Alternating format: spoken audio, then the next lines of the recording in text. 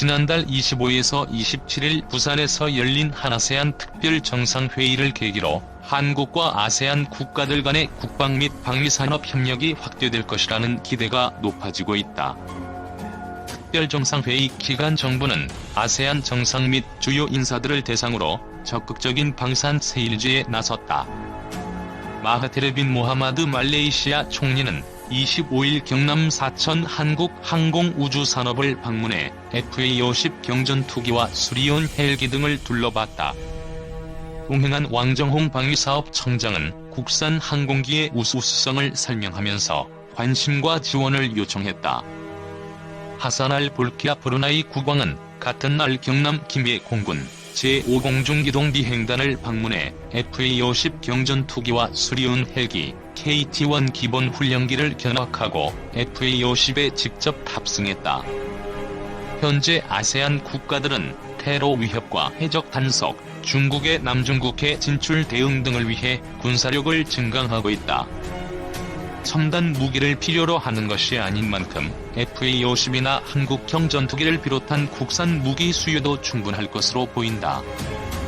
하지만 중국, 러시아와의 수주 경쟁, 무기의 신뢰성, 정치적 문제 등으로 상황을 낙관하기는 어렵다는 지적도 제기된다. 마하티르 빈 모하마드 말레이시아 총리가 FA-50을 유심히 보고 설명을 듣고 있다. 카이 제공 아세안 국가 중에서 전투기 도입 사업을 추진하는 나라는 말레이시아와 태국이다. 말레이시아는 2010년대 초 신형 전투기 10여대를 도입하는 다목적 전투기 사업을 추진했다.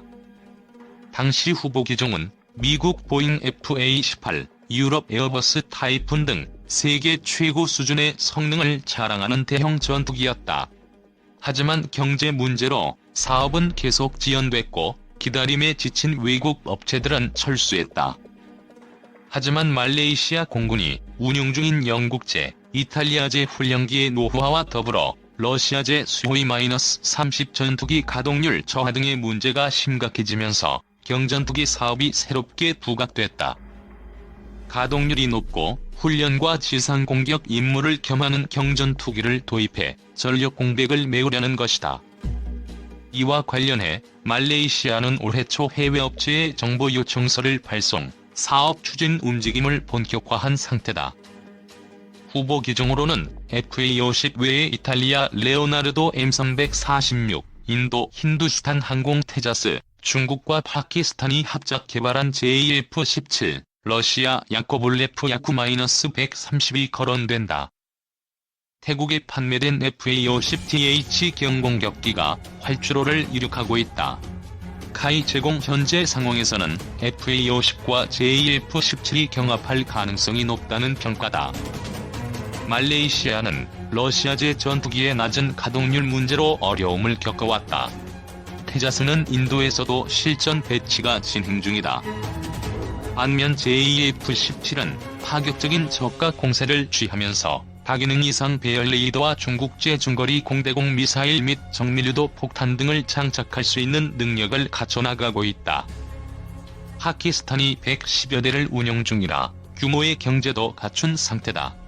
반면 FA-50은 엔진 등 주요 구성품의 성능과 신뢰성이 입증된 기체로 FA-18을 운용 중인 말레이시아 공군 입장에서는 어렵지 않게 쓸 수 있다.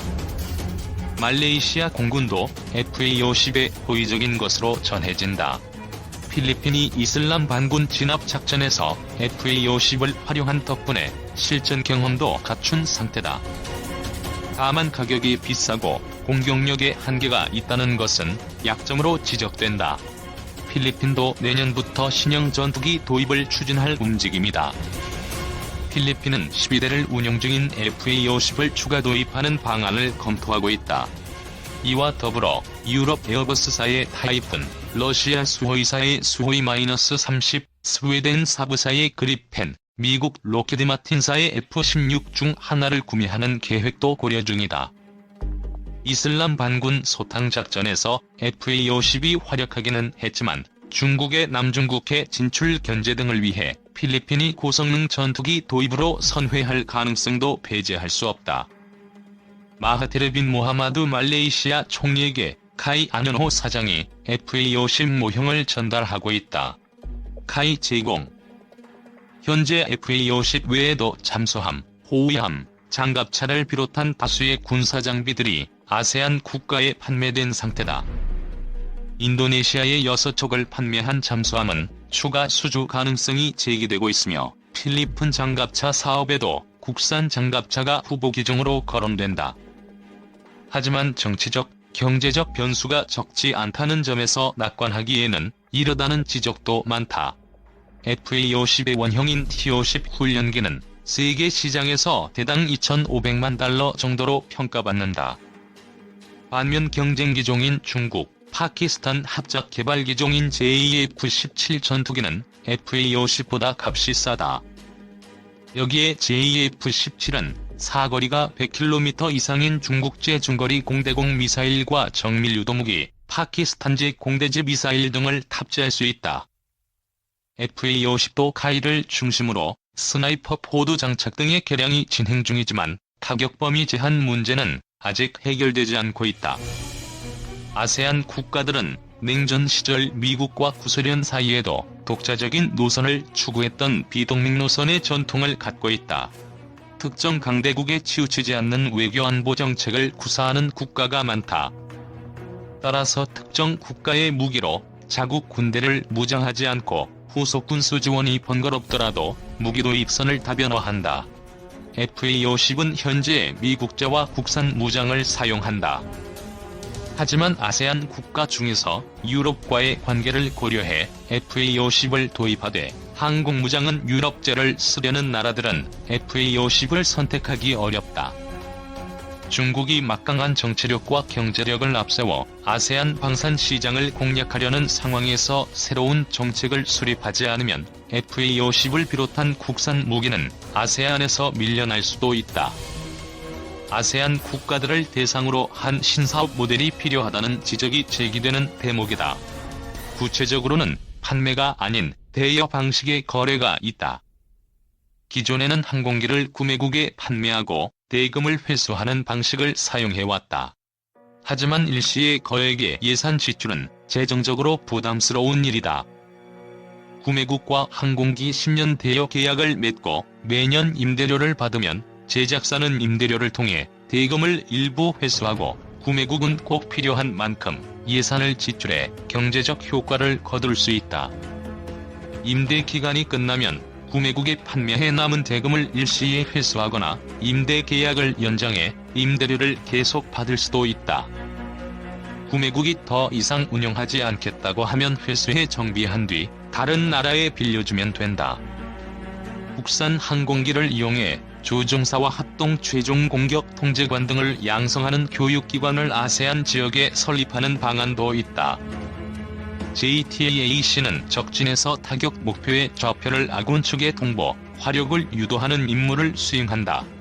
교육기관에 국산 항공기를 판매한 뒤 교육 서비스를 통해 벌어들이는 이익으로 대금을 지불하는 방식이다. 공군 KT-1 초등훈련기 편대가 훈련을 위해 활주로에서 이동하고 있다. 공군 제공 미국의 T-7A 훈련기가 등장했지만 T-50 계열 항공기는 여전히 매력적이다. T-50은 F-16과 비행 특성이 유사한데 F-16은 향후 20년 정도는 일선에서 사용될 가능성이 높다. T-50을 이용한 훈련 소요도 충분한 이유다. 또한 이슬람 테러 조직 및 마약 밀매 조직과 해적 소탕 등 저강도 분쟁이 많은 아세안에서는 공중전보다 근접 항공 지원 소요가 더 크다. KT-100 실습기와 KT-1 초등훈련기, FA-50을 이용해 조종사 훈련을 실시하면서 타격 목표 좌표를 아군에 알려 정확한 공습을 유도하는 요원까지 함께 양성한다면 중국이나 러시아, 유럽 등 경쟁 국가보다 차별화된 서비스를 제공할 수 있다. 공군 예비역 간부들을 교육기관에 파견하면 일자리 창출도 가능하다. 미국에서는 체코제 L-39 훈련기 등을 동원해 이와 유사한 교육 서비스를 제공하는 민간 기관들이 운영되고 있다. 우리나라도 아세안 지역에 공군 교육 훈련기관을 설립하면 한아세안 국방교류 협력을 더욱 강화하는 효과를 거둘 수 있을 것으로 전망된다. 한국형 전투기 KF-X 사업은 공군의 노후 전투기 F4, F5를 대체할 4.5세대급 첨단 전투기를 독자 개발하는 한국 방위산업의 최대 도전입니다. 성패는 다기능 위상 배열 AESA 레이더, 적외선 탐색 추적 장비 IRST, 전자광학 표적 추적 장비 EOTGP, 전자파 방해 장비 RF 제머의 확보에 달려있다고 해도 과언이 아닙니다. 그 중에서도 AESA 레이더가 가장 높은 산으로 꼽힙니다. 당초 방위사업청은 이 네 가지 핵심 기술을 미국으로부터 받으려고 했습니다. 정확히 이야기하자면 방위사업청은 미국으로부터 F-35를 40대 구매하는 대가로 KF-X용 4대 핵심 기술을 이전받기를 희망했습니다. 미국은 핵심 기술을 줄 생각이 없었지만 방위사업청은 참으로 오랫동안 받을 수 있다는 거짓말을 했었습니다. 2015년 9월 언론 보도로 기술 이전이 안 된다는 사실이 밝혀지자 국방장관, 대통령까지 나서서 미국으로부터 기술 받을 길을 뚫으려고 애썼습니다. 미국은 유지보동이었고 방위사업청은 그때부터 부랴부랴 4대 핵심 기술 독자 개발 방안을 찾아다녔습니다. 그리고 2016년 5월 국방과학연구소는 석연치 않은 과정을 거쳐 4대 핵심 기술 중 최고 난이도로 악명 높은 AESA 레이더 체계 개발 사업자로 한화 시스템을 선정했습니다. 10년 이상 국방과학연구소와 AESA 레이더를 개발했던 기술 우위에 LIG NEX1이 떨어졌는데 심사위원들 대다수가 자격 미달로 드러나서 논란이 됐습니다. 그럼에도 유야무야 넘어갔습니다. 매고비마다 은폐가 벌어졌습니다. 한 발 늦게라도 바로 잡히고 지적을 받았으니 망정이지 방위사업청과 국방과학연구소 믿고 뒷짐지고 있었으면 KF-X 사업은 벌써 고꾸라졌을 운명이었습니다. 이제 또 새로운 고비가 다가온 것 같습니다. 국방과학연구소 주관으로 한화 시스템이 AESA 레이더를 개발하는 과정이 정상적으로 보이지가 않습니다. 의혹을 제기하는 자치감사를 스스로 부정하는 국방과학연구소라는 조직도 심상치 않습니다. AESA 레이더를 개발하는 가운데 잡음이 많다는 소식을 듣고 수소문 끝에 확보한 문건으로 국방과학연구소 감사실이 AESA 레이더 개발 과정을 자치감사한 결과입니다. 국방과학연구소 감사보고 1번 항목은 규격 완화 의혹입니다. 2건의 초과 제한과 10건의 추가 제한의 문제점을 지적한 겁니다. 무기체계 개발 사업자를 선정할 때 정부기관은 제안 요청서 RFP를 내놓고 업체들은 그에 맞는 사업 제안서를 제출합니다. 정부기관은 업체들의 제안서를 평가해 사업자를 고릅니다. 업체들이 이때 높은 점수를 따기 위해 종종 쓰는 수법이 기술과 성능을 부풀리는 초과 제한과 RFP에 없는 기술을 들이미는 추가 제한입니다.